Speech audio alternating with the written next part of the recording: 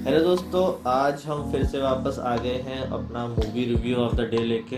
कल रात को हमने देखी मूवी नाइफ्स आउट। जैसे कि आपको पता है, मैं हूं अभिषेक और ये है अर्पित। हम दोनों साथ में रहते हैं, दोनों भाई हैं। हम लोग रोज़ रात को एक मूवी देखते हैं और अगले दिन उसका आपको रिव्यू देते हैं। ठीक है, तो कल जो हमने मूवी देखी उसका नाम था नाइफ्स आउट। तो अब अर्पित बताएंगे कैसी मूवी थी, क्या था। तो नाइट्स आउट बेसिकली एक बोले मिस्ट्री बोलेंगे, थ्रिलर बोलेंगे, थोड़ी सी उसमें कॉमेडी थी। एंड मूवी अच्छी थी। 2019 की मूवी आई थिंक, 2019 मूवी है और इसको डायरेक्ट एंड प्रोड्यूस किया रियान जॉनसन ने। तो यप, अच्छी मूवी थी। मूवी बहुत ही अच्छी थी और हम पूरी मूवी में बैठ के सिर्फ गैस ही कर रहे थे कि who can be the actual killer. So पूरी मूवी का प्लॉट तो आपको नहीं बताएंगे क्योंकि हम चाहते हैं आप देखें। समवट सिमिलर टू जो मिस्ट्री वाली एक मूवी आई थी, कौन सी? मर्डर मिस्ट्री करके। Murder. Somewhat similar to some murder mystery. But starting से एंड तक हम ये सोच रहे थे कि किसने क्या, कौन जो रियल कल्प्रिट कौन है कौन है कौन है, पर लास्ट मोमेंट में कल्प्रिट ही कोई और था।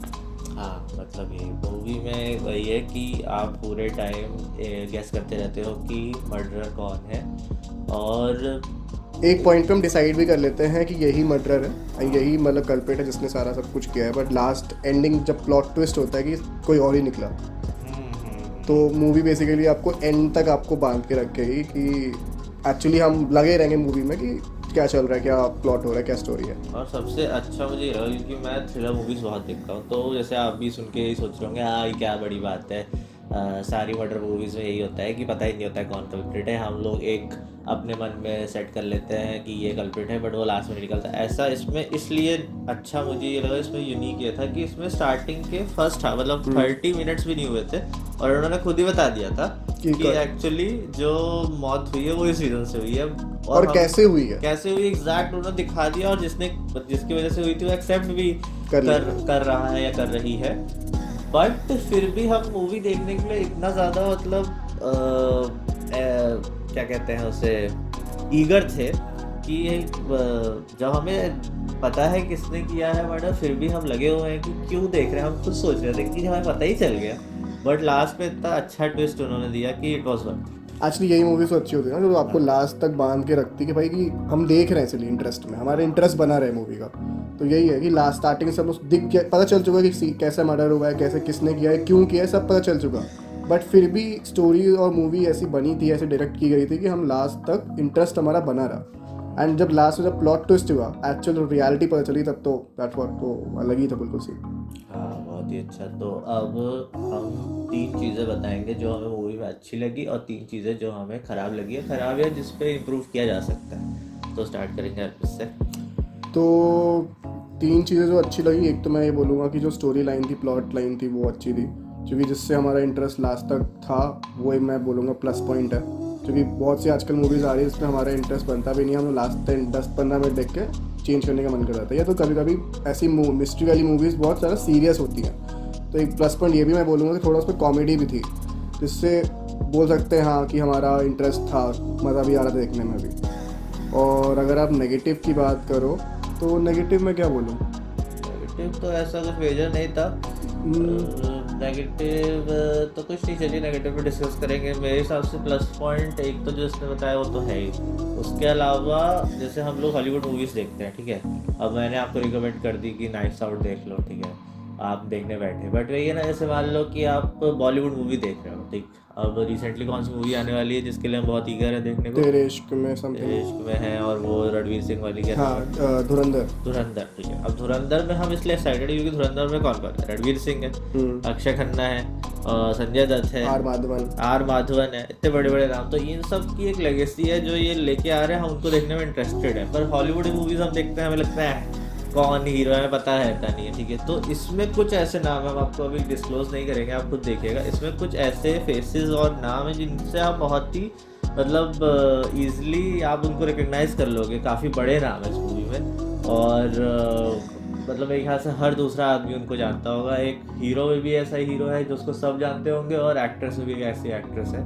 तो वन ऑफ द कास्ट, ये भी नहीं कि सिर्फ उन्हीं के ऊपर मूवी चल रही है। They are actually the main part, but it comes to but like basically सबको afterwards. ऐसा नहीं कि किसी को बहुत ज़्यादा टाइम दे दिया वो मूवी में, सबको equal इक्वली time दिया मिला गया है और मतलब सबने अपना पार्ट बहुत ही अच्छे से प्ले किया है।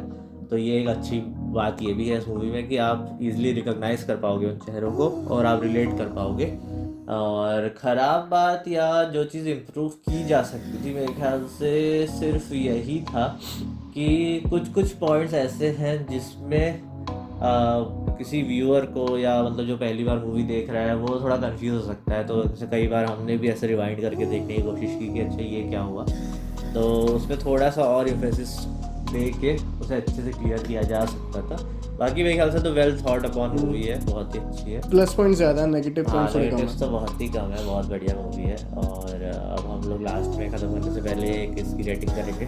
तो आप क्या बोलेंगे इस रेटिंग को? AAR अभिषेक अर्पित रेटिंग्स, ठीक है। तो AAR रेटिंग इस मूवी की देखें आउट ऑफ 5 दूँ? आउट ऑफ 10 देंगे क्योंकि हम IMDb से कम्पीट कर रहे हैं, हमारा कॉम्पिटिटर है IMDb। तो by the way IMDb rating इसकी 7.9 है। हाँ, IMDb रेटिंग इसकी बहुत हाई है। जैसे मैं तो ये बहुत रूल फॉलो करता हूँ, ये थोड़ा कम करता है कि मैं 7 से नीचे नहीं देखता, ठीक है। तो इस हिसाब से तो ये वैसे अगर हम मेरे जैसे बहुत लोग अगर और भी हैं तो ये IMDb ने 7 के ऊपर रेट किया। वैसे तो आप कितना करेंगे? रेटिंग के हिसाब से मैं ये बोलूँगा, यूजुअली जब मैं थ्रिलर मूवीज़ देखता हूँ या कोई मिस्ट्री वाली मूवी देखता हूँ तो कुछ टाइम बाद एक तरीके होता है ना, दिमाग लगाना पड़ता है उसमें कि क्या चल रहा है मूवी में। बट इसमें भी दिमाग लगाना था, बट एक इंटरेस्ट बना हुआ था क्योंकि थोड़ी बीच में ह्यूमर और कॉमेडी थी तो, और प्लॉट भी अच्छा था, मतलब लास्ट तक हम बैठे रहते देखते रहते। तो मैं बोलूँगा आउट ऑफ 10 मैं दूंगा 8.5 अप्रॉक्स। 8.5 दे रहे हैं ये मैं दूंगा इसको, क्योंकि मैं मतलब अब इस रिकमेंड करने वाला हूँ बहुत लोगों को, तो मैं तो 9 दूंगा। मेरी जो हाईएस्ट रिकमेंडेड मूवीज़ है वो 9 से 10 के बीच में लाई करती हैं, तो 9 दूंगा मैं, क्योंकि एकदम स्टार्टिंग ऑफ द स्पेक्ट्रम में है ये 9। और इसका बाय द वे एक और सीक्वल भी आया है, मतलब स्टोरी कंटिन्यूटी नहीं है but I think knifes out 2 करके भी आया है। हाँ, नाइफ्स आउट 2 है, तो हम शायद देखेंगे, उसको भी प्लान करेंगे नेक्स्ट। हाँ उसको हम नेक्स्ट वही देखने वाले हैं, फिर उसके रिव्यू के साथ हम वापस आते हैं। इस मूवी का लिंक तो नहीं, बट आप कहाँ देख सकते हो ये नीचे दिया हुआ है। इसका नाम, डायरेक्टर का नाम भी और इसका मूवी का पोस्टर भी हम नीचे अटैच कर देंगे जिससे आपको कंफ्यूजन ना हो। हमारे साथ ये हुआ था कि हम प्राइम पे देखने वाले थे, नहीं ये तो दूसरी मूवी थी। हाँ दूसरी मूवी, इसका तो आराम से मिल गया, नेटफ्लिक्स पे है शायद, नेटफ्लिक्स पे है तो इजीली मिल भी जाएगी। हम आपका इसको लिंक दे देंगे और बस ठीक है, that's all for the day. मिलते हैं नेक्स्ट मूवी में, बाय।